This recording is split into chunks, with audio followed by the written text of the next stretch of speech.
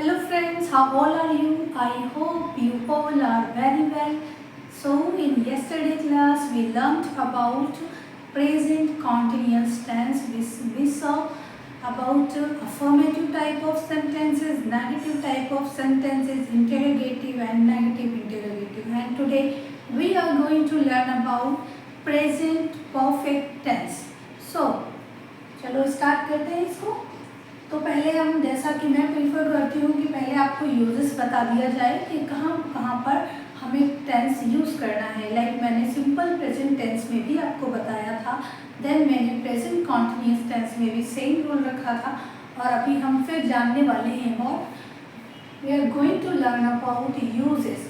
First of all we learn about where to use present perfect tense. Okay, so in the first statement you can see to indicate complete activities in the immediate past with just, it means कि अगर ऐसा कोई indication देना है कि क्या indicate करता है कि जस्ट अभी कोई काम इमीडिएट पास्ट में पूरा हो गया है, लिखा है ना कंप्लीटेड एक्टिविटी, ऐसी एक्टिविटी जो कंप्लीटेड हुई है इन नियर पास्ट। जैसे हमने कल नियर फ्यूचर वाला एक रूल देखा था, तो यहाँ पे क्या है, नियर पास्ट में मतलब इमीडिएट पास्ट में कोई चीज़ कंप्लीट हो गई है तो हम उसको क्या यूज़ करेंगे, उसमें हम प्रेजेंट परफेक्ट टेंस यूज़ करेंगे। For example, he has just gone out, you can see just यहाँ पे क्या शो कर रहा है कि जस्ट थोड़ी देर पहले, मतलब क्योंकि समय तो बीत गया है इसलिए वो पास्ट हो गया, बट जस्ट थोड़ी देर पहले हुआ था, इमीडिएट। ठीक है, तो he had just gone out. It had just struck 10. I have just finished my work. तो आप नोटिस करेंगे मैंने यहाँ just का यूज़ भी किया है। इससे क्या होगा, इससे पता चलता है कि जो अभी एक्शन या एक्टिविटी फिनिश हुई है वो इमीडिएट पास्ट में फिनिश हुई है। he just left, यहाँ पे क्वेश्चन है, has he just left? Have you just finished work? यहाँ पे भी क्वेश्चन आएगा, ठीक है, क्वेश्चन मार्क आएगा क्योंकि ये भी क्वेश्चन मार्क मतलब इंटरोगेटिव टाइप ऑफ दोनों सेंटेंस है। तो आई होप आपको ये भी समझ में आ गया होगा। चलिए, इसका रूल मैंने लिख दिया है, बट इसका एग्जाम्पल लिखूंगी तभी आपको समझ में आएगा। तो इसको रब करने के बाद, एग्जाम्पल मेंशन करने के बाद, राइट डाउन यहाँ पे करने के बाद फिर मैं आपको बताती हूँ।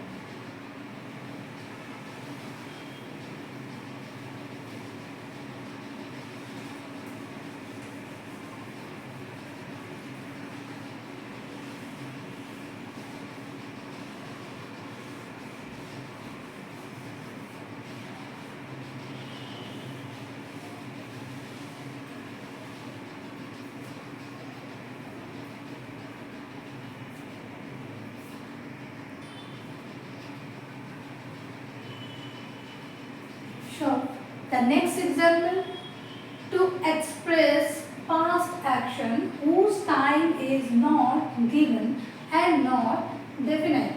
ठीक है, यहाँ पे क्या है, एक्सप्रेस करता है पास्ट एक्शन को, कोई ऐसा एक्शन जो पास्ट में हुआ है लेकिन उसका जो टाइम है वो दिया नहीं गया है, या आपको उसमें उसको डेफिनेट नहीं है, टाइम तो है डेफिनेट नहीं है या फिर दिया नहीं गया है।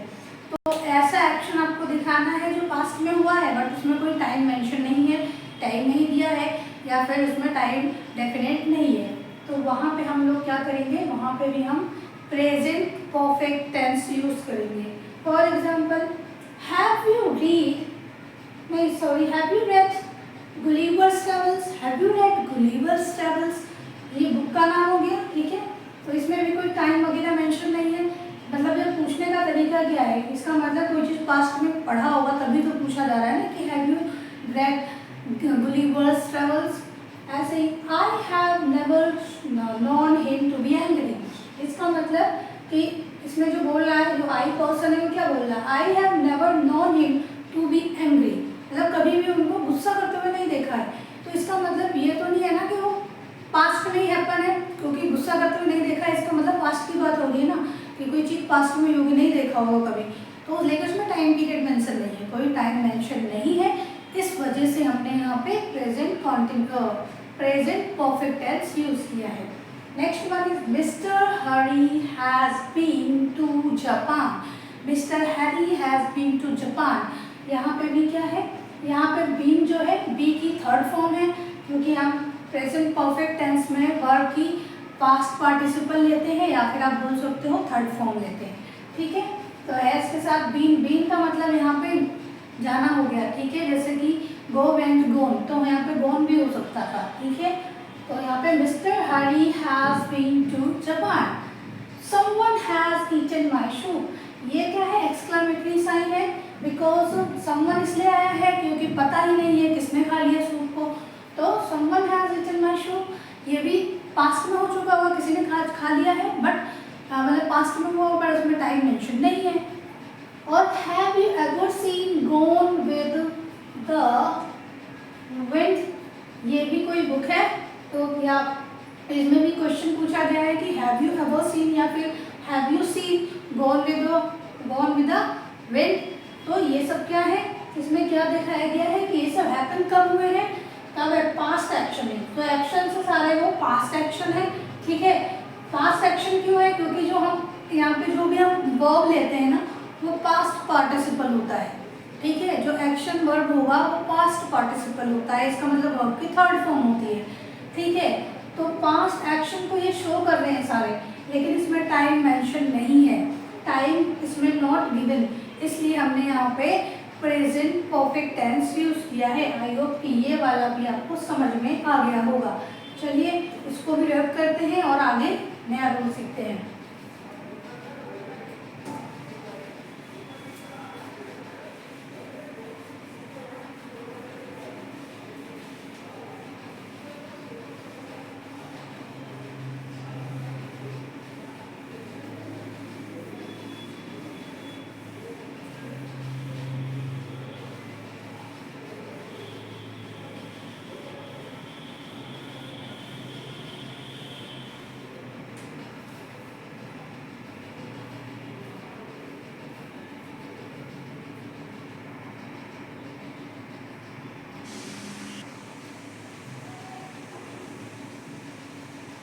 Now the third rule, or you can say uses of present perfect tense is to describe past event when we think more of their effect in the present। यहाँ तक आप समझिए, यहाँ पे भी डिस्क्राइब किया गया है पास्ट इवेंट को।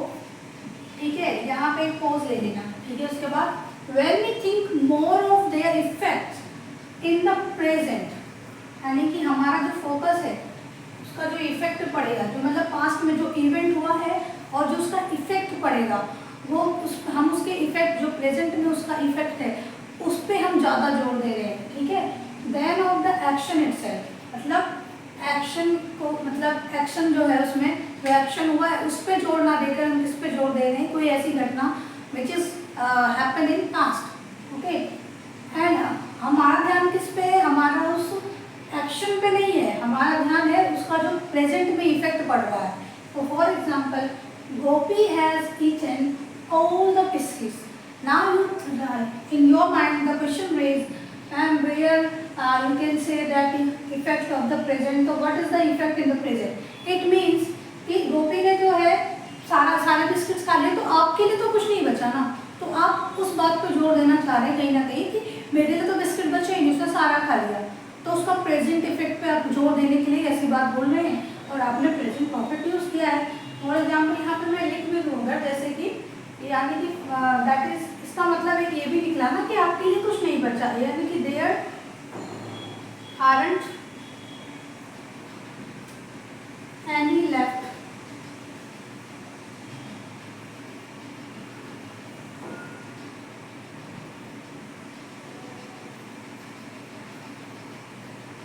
इसका मतलब क्या हुआ, इस सेंटेंस का ये भी तो मीनिंग निकला ना कि आपने ये बात बोली कि Gopi has eaten all the biscuits, it means कि there aren't any left for you, यानी कि एक भी बिस्किट आपके लिए नहीं बचा, तो उसका जो प्रेजेंट इफेक्ट है आप उस पर ज़्यादा फोकस्ड है, ना कि एक्शन क्या हुआ। आपको इससे फर्क नहीं पड़ रहा कि उसने सारा खा लिया, मतलब एक्चुअली में आप ये बताना चाहते हैं कि आपके लिए कुछ नहीं बचा, इसलिए आप ये सेंटेंस बनाएंगे कि Gopi has eaten all the biscuits. और I have cut my finger, तो आप कहीं ना कहीं बताना चाह रहे हैं कि it is bleeding now, okay, कि मेरी जो फिंगर है वो कट गई, इट इज़ ब्लीडिंग नाउ। तो ब्लीडिंग नाउ आपका जो इसका जो मतलब फोकस्ड है कि प्रेजेंट में उसका क्या असर हुआ, आपकी उंगली जो कटी तो प्रेजेंट में क्या ब्लीडिंग हो रही है, तो आपका सारा इफेक्ट किसे more of their effect in the present. तो एक्शन पे आप फोकस ना होकर किस पे है कि व्हेन वी थिंक, मतलब हमारा जो दिमाग है सोच कहाँ रहे हैं, हम सोच किसके बारे में रहे हैं कि जो प्रेजेंट में हमारे साथ हो रहा है, ठीक है। तो यहाँ पे लिखा है कोई पास्ट इवेंट हुआ है लेकिन हमारे दिमाग में चल रहा है कि भाई प्रेजेंट में हमारे साथ क्या हो रहा है, उसका इफेक्ट है, उससे क्या प्रभाव हुआ है।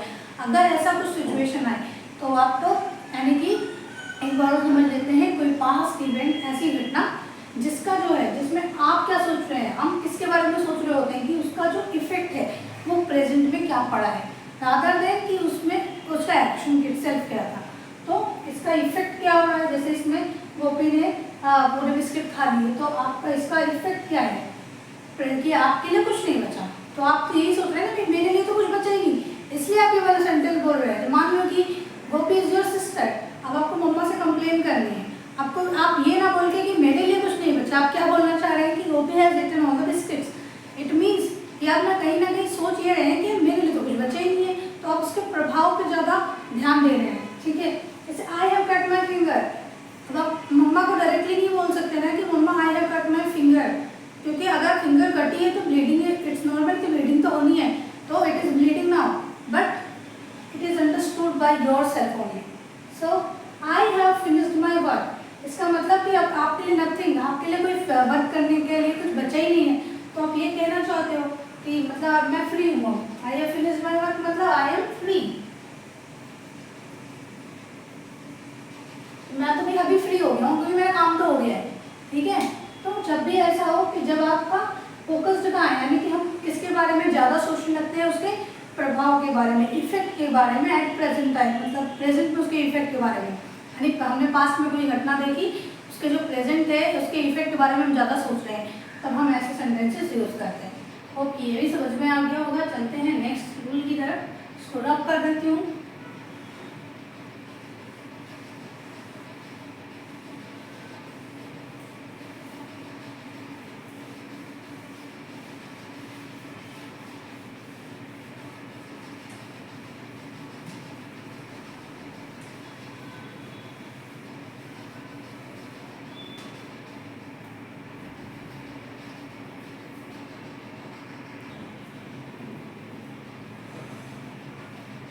Now, the fourth one is to denote an action beginning at some time in the past. Okay, here we learn. Here we can see beginning at some time in the past and continuing up to the present moment. ठीक है, continue है अभी present moment में, यानी कि कोई action जो कि पास्ट मतलब कभी पास्ट में किसी टाइम में पास्ट में स्टार्ट हुआ था and it is continuing at the present, तो up to the present moment, यानी कि अभी भी वो प्रेजेंट मोमेंट में कंटिन्यू हुआ है, ठीक है, मतलब प्रेजेंट मोमेंट तक कंटिन्यू हुआ है, continue up to the present moment, यानी प्रेजेंट टाइम तक वो कंटिन्यू हुआ है, तब हम उसको क्या बोलेंगे। और ऐसे में क्या करते हैं, सिंस और फॉर का भी यूज़ करते हैं। सिंस और फॉर जो फ्रेज आती हैं, सिंस एंड फॉर, वो भी यूज़ होंगी जब हमें, क्योंकि हमें यहाँ पे बोला है कि पास्ट टाइम में कभी ये शुरू हुआ था और प्रेजेंट टाइम तक ये कंटिन्यू हुआ है, तो ऐसे में हम फॉर और सिंस का भी यूज़ करेंगे, ठीक है। जैसे for example, I have known him for a long time, यहाँ की इसका मतलब यहाँ पे मैंने फॉर यूज़ किया है, फॉर यूज़ किया है क्योंकि टाइम भी बता रहा है कि for a long time, I have known him for a long time, इसका मतलब कि पास्ट, आपने पास्ट टाइम से उसे जानना शुरू किया होगा, ऐसा तो नहीं आज ही आया और आपने अभी जान लिया बस आप पहचान हो गई आपकी, ऐसा नहीं है। तो आई हैव नोन हिम मतलब यहाँ पे आई जो सब्जेक्ट है वो ही को जानता है for a long time. He has been ill since last week, इसका भी मतलब है कि सिंस आया है, ठीक है, कि लास्ट वीक से बीमार है। We have lived here for 10 years, यहाँ पे हम कब से रह रहे हैं, 10 सालों से। We haven't seen Padma for several month, हमने पद्मा को कई महीनों से नहीं देखा है। तो यहाँ पे क्या हो रहा है कि कोई इवेंट है या कोई एक्शन है, बिगिन कब हुआ है, पास्ट में, और वो प्रेजेंट तक कंटिन्यू हुआ है, तब हम क्या करेंगे, सिंस एंड फॉर का भी यूज करेंगे और साथ साथ प्रेजेंट परफेक्ट टेंस का यूज करेंगे। आई होप कि ये भी समझ में आ गया होगा। चलिए इसको भी रद्द करते हैं और आगे देखते हैं।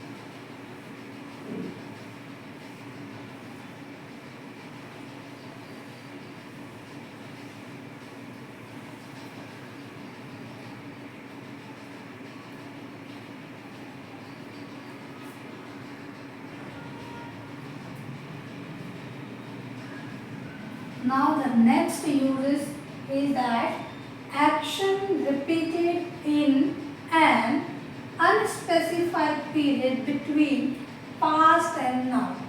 इसका मतलब कोई एक्शन जो कई बार रिपीट हुआ है बट वो अनस्पेसिफाइड पीरियड में पास्ट और अभी के बीच यानी प्रेजेंट, नाउ मतलब प्रेजेंट, पास्ट और प्रेजेंट के बीच में अनस्पेसिफाइड पीरियड टाइम में रिपीट हुआ है। For example, they have seen that film 6 times. It has happened several times. We have visited them frequently. यहाँ पे 6 times से थोड़ा confusion हो सकता है, तो हम यहाँ पे several time लिख देते हैं, ठीक है। क्या लिख देते हैं, several times, यानी कि they have seen this movie several times. It has happened several times.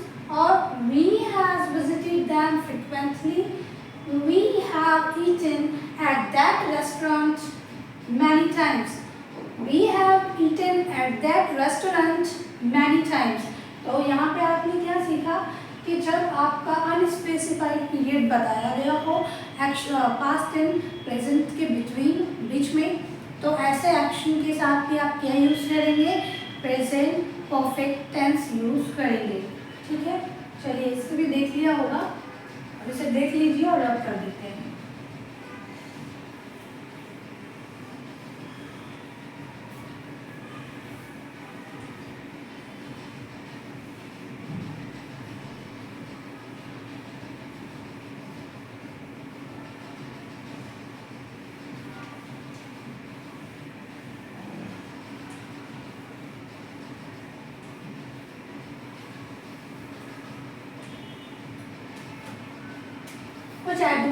कुछ एडवर्ब और एडवर्ब फ्रेज बता देती हूँ जो आप प्रेजेंट परफेक्ट टेंस में यूज करेंगे, और कुछ ऐसे हैं जो नहीं यूज करना है।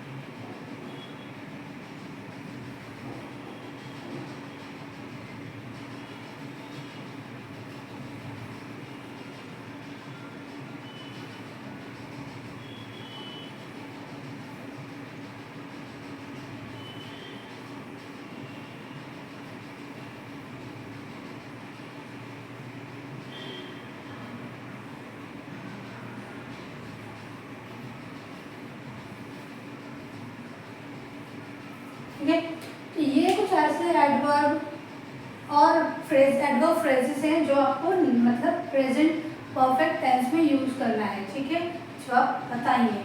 और बाकी क्या यूज नहीं करना, तो जो ऐसे एडवर्ब हैं जो पास्ट को इंडिकेट करते हैं, ठीक है, adverb of past time, adverb of past time use नहीं करना है।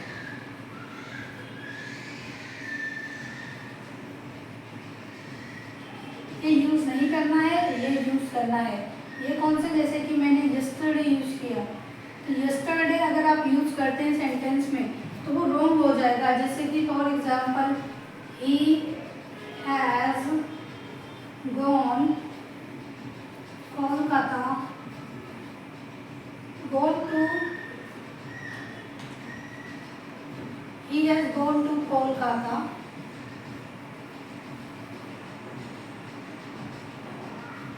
yesterday। ये रॉन्ग होगा, क्यों? क्योंकि यहाँ पे हैज़ आया है, ये प्रेजेंट है और आप इसमें yesterday यूज करेंगे, ये पास्ट है।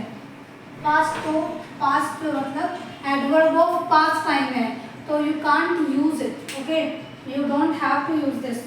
And if you want to use, you can use these or these adverb and adverb phrases. Okay, don't use this in your present perfect tense.